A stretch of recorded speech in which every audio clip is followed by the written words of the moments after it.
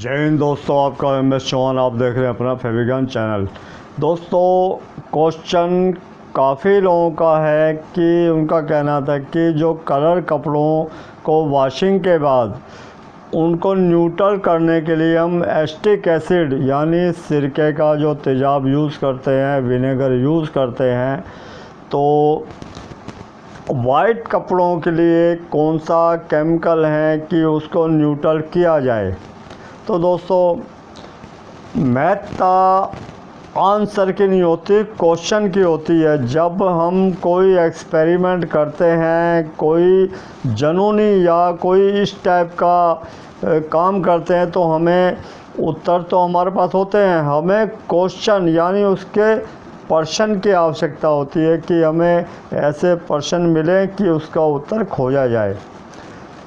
अब है क्या कि कपड़े जो पीले पड़ जाते हैं, वाइट कपड़े, क्योंकि हम महंगे से महंगा उसमें डिटर्जेंट, सर्फ, उसमें ऑप्टिकल वाइटनर, दुनिया भर के बिल्कुल वैसे जैसे अपने शरीर पे दुनिया भर का सौंदर्य प्रसाधन लगाते हैं, क्रीम पाउडर दुनिया भर के, तो उसके बाद भी ये बीमारियां त्वचा की क्यों होती हैं। बिल्कुल जैसा हमारे शरीर के साथ में, ऐसा ही कपड़े के साथ में है कि शरीर तो हमने ऊपर से निखार लिया, लेकिन अंदर का क्या है, ये अंदर की जो चीज़ें हैं यही तो उभर के आ रही हैं। अभी ये कोरोना या दुनिया भर की जो बीमारियां हैं यही तो उभर के आ रही हैं।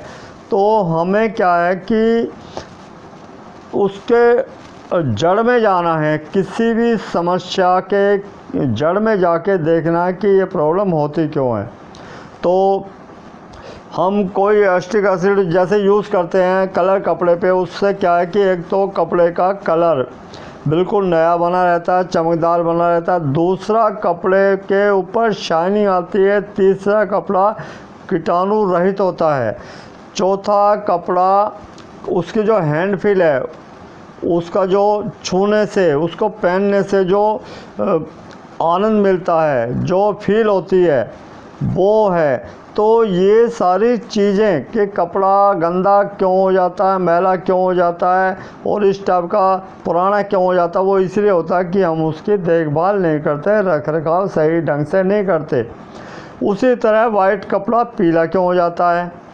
तो वाइट कपड़े को भी न्यूट्रल करने का, क्योंकि काफ़ी टाइम से क्वेश्चन तो हैं, आंसर भी हैं, कि जब तक कोई पूछेगा नहीं, क्योंकि केमिकल के फेर में, केमिकल के मेरे पास तो बहुत केमिकल की मान लो पूरी खेप है, लेकिन केमिकल के चक्कर में पड़ोगे, कंफ्यूज हो जाओगे। जितनी ज़रूरत हो उतना ही उसको यूज़ करना चाहिए, ज़्यादा, क्योंकि केमिकल बताता हूँ तो फिर लोग कहते हैं सर ये कहाँ मिलेगा, कि कैसे यूज़ होगा। तो स्टेप वाइज आप चलें, ये नहीं कि आप दुनिया भर के बहुत से लोग क्या सोचते हैं सर आपने जो बुक लिखी है वो बुक हमें दे दो। तो ये इस टाइप की जो चीज़ है ना कि स्टेप बाय स्टेप, कदम से कदम मिला के ऊपर एक स्टेप चलोगे तो आप ज़्यादा तरक्की कर सकोगे, सफलता प्राप्त कर सकोगे।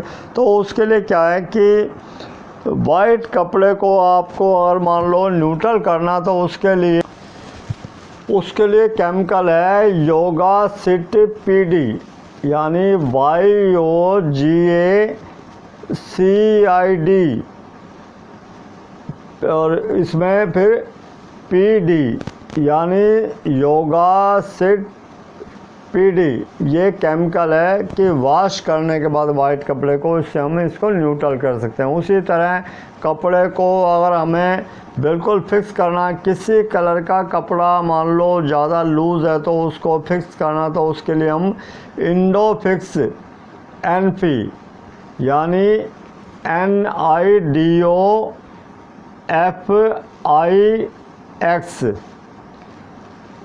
NFY, ये इसका केमिकल है, इसको यूज़ करें। और कई बार क्या है कि हमारे जो कपड़े इंडस्ट्री का क्वेश्चन है कि कपड़ों को शाइनिंग वाले कपड़े होंगे, स्टिकर लगाते हैं नंबरिंग वाले कि कपड़ा कलेब्रेशन ना हो, कि जो भी कपड़े के पार्ट हैं वो आपस में एक ही नंबर के चलें, नंबरिंग बोलते हैं उसको। तो उसका गम लग जाता है, वो गम निकलना बड़ा मुश्किल हो जाता है, तो उसके लिए हम उसको पर्क करते हैं, पर्क यानी डाइक्लीन करते हैं, पर्क क्लोथिलिन करते हैं, या MTO तो यूज़ करते नहीं इंडस्ट्री के अंदर, या कम क्वांटिटी में होता तो उसको सॉल्वेंट करते हैं, जिसको हेक्सिन वगैरह कि वो निकल जाए, लेकिन वो बहुत कॉस्टली होता है। तो उसके लिए हम क्या करें, उसको निकालने के लिए हम DKR और साथ में हम उसमें DKR वाश और प्लस उसमें RPC 2 केमिकल मिला के डालेंगे तो ये वाश वेस्ट हो जाएगा, वाटर वेस्ट हो जाएगा। कि जो ड्राइक्लीन होती है, ड्राइक्लीन में क्या है कि वो ड्राई वॉशिंग होती है, उससे पानी का कोई काम नहीं होता, लेकिन कुछ इस टाइप के जो होते हैं गारमेंट कि हम उसको वॉश कर सकते हैं, तो आप इससे निकाल सकते हैं DKR वाश और प्लस में RPC दोनों को मिला के डालेंगे तो गम की प्रॉब्लम वो दूर हो जाएंगी। क्योंकि छोटी छोटी बातें बताते हैं लेकिन मोटी मोटी बातें बतानी ज़रूरी है, तो ये इसका एक फार्मूलेशन है। बाकी आप कपड़े को न्यूट्रल करें, ये जो इसका यूज़ करने का तरीका वो भी आपको बताएंगे, क्योंकि बहुत केमिकल हैं, बहुत कपड़े के विषय में काफ़ी मटेरियल है, ऐसा नहीं कि ख़त्म हो गया, बहुत मटेरियल है। हम ज़िंदगी भर बात करते रहें क्योंकि ज़िंदगी का भरोसा तो है नहीं, कितना है कितना नहीं है, फिर भी जब तक है जान और इसके बारे में हम बात करते रहेंगे और एक दूसरे को डिस्कस करते रहेंगे, जो भी प्रॉब्लम है आपस में एक दूसरे शेयर करेंगे। तो दोस्तों, कोरोना वायरस से आपको सुरक्षित रहना है। हर एक इंसान सोचता है कि मुझे नहीं होगा, तो भाई मैं ये पूछना चाहता हूँ कि भाई तुम्हें या जो आदमी ऐसा सोचता है उसे क्यों नहीं होगा, एक कारण बताया हमें कि उसे क्यों नहीं होगा ऐसा, उसने कौन सा अमृत चखा हुआ है कि उसको नहीं होगा। कि ये जो गलत फहमियाँ हैं यही हमें सब देशों, काफ़ी देशों में बिल्कुल बीमारी ख़त्म हो चुकी है, यहाँ क्यों नहीं हुई कि कोई ईश्वर पे और कोई दवाई पे, कोई मतलब दुनिया भर के हर एक आदमी डॉक्टर बना हुआ, जिससे पूछो वही डॉक्टर है। कि कहते हैं ना, नाम नैनसुख और आंखों से दिखता नहीं है, तो वो हिसाब है कि भाई जितने भी मुंह उतनी दवाइयाँ, लेकिन जब खुद को हो जाता तो भागते हैं इधर उधर थैला उठा के। तो सबसे अच्छा है पैनिक ना हो, घबराए ना। जो भी है कि बीमारियां पहले भी होती थी, सर्दी जुकाम बुखार, मौसम चेंज होता बीमारियां होती हैं, लेकिन उस चीज़ को कोरोना वायरस से जोड़ के ना चलें, लेकिन उसको नेगलेक्ट भी ना करें कि ये कोरोना नहीं है। आप सुरक्षित रहने का, सबसे सुरक्षित रहने का मूल मंत्र इसमें है मास्क। और मास्क भी क्या है कि मास्क पतला है तो 2 लगाएं, और कपड़ा 3-4 लेयर का है तो 1 लगाएं। ये 2 मास्क हैं। तो जब भी क्राउड में, भीड़ में जाता हूँ मैं 2 मास्क लगाता हूँ। जैसे एक ये लगाया और दूसरा इसके ऊपर लगाया। तो ये सोचो, एक अपने लिए, एक अपने परिवार के लिए, ये 2 मास्क लगाए।